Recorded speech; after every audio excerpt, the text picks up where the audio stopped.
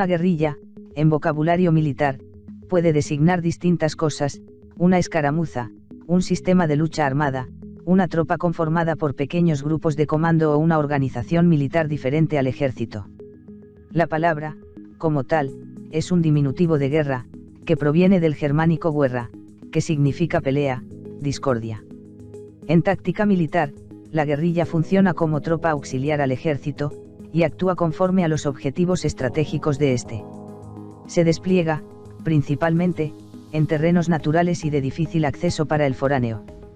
Su tipo de lucha consiste en realizar ataques sorpresa, emboscadas, voladura de instalaciones, puentes y caminos, así como el robo de armas y provisiones, todo ello con la finalidad de debilitar al enemigo.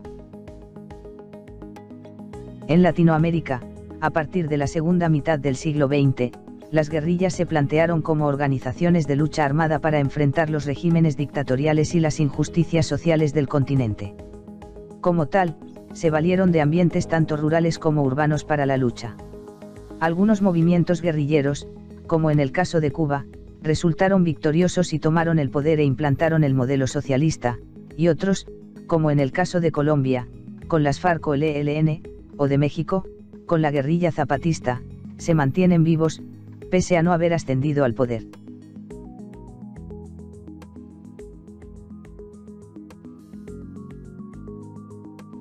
En ciertas situaciones el propósito de estos enfrentamientos es la sucesión de una parte del territorio, sin embargo no siempre se les consideran como guerras civiles.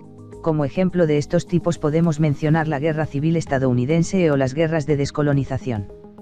A una guerra civil se le puede considerar como una revolución si la redistribución mayoritaria de una sociedad sucede, tal como el caso de la Revolución Americana. Y las revoluciones se llevan a cabo generalmente sobre asuntos de ideologías. Uno de los primeros ejemplos de revolución podemos exponer la Revolución Francesa, donde se opusieron las personas pobres de la Francia contra la monarquía. El terrorismo es una dogma que se ha utilizado en los pueblos de todo el mundo desde la antigüedad con el objetivo de amedrentar, amenazar y matar los habitantes de una localidad. El terrorismo se utiliza para sembrar el miedo en el ambiente. Actualmente hay países víctimas de amenazas constantes por parte de grupos terroristas que quieren posicionar sus fuerzas sobre los gobiernos en vigencia. El propósito de estas organizaciones que se encargan de hacer terrorismo siempre es político: cambio, desestabilización, nuevas propuestas económicas, con el fin de alimentar y mantener activa la organización. El terrorismo es un acto de rebeldía frente a regímenes que contraen ideologías que los terroristas consideran erróneas, por lo que se oponen violentamente provocando muerte, destrucción, desidia, hambre, terror, dolor, abandono y más. Las razones del terrorismo no solo son políticas. En el Medio Oriente vinculan al terrorismo con la religión, ya que el término se relaciona con la muerte y la religión se usa en esos países como algo sagrado y ciertas doctrinas instan a las personas a realizar este tipo de actos.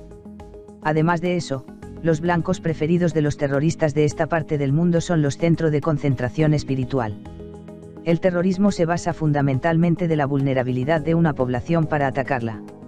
Los sistemas de defensa de esas localidades que son asediadas constantemente por el terrorismo son pésimos, por lo que son blancos apropiados para sembrar la semilla del odio, el rencor y la incomprensión del terrorismo.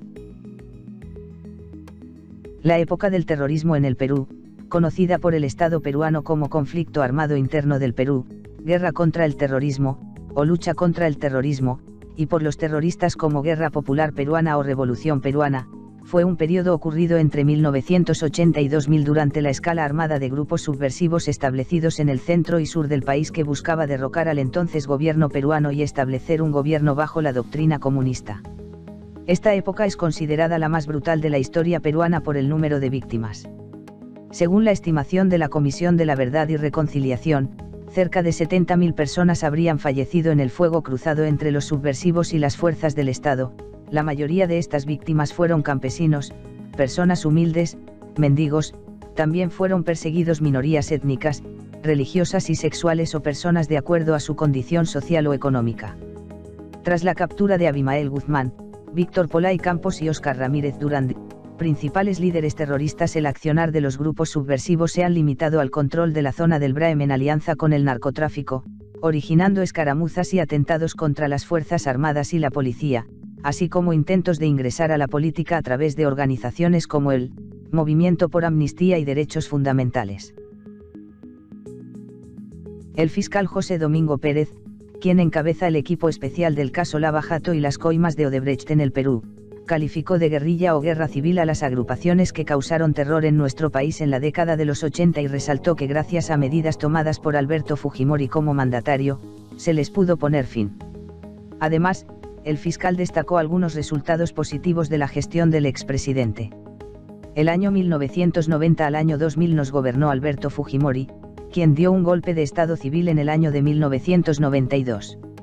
Algunos resultados positivos podemos establecer, precisamente esta forma de designación y nombramiento de jueces y fiscales, indicó.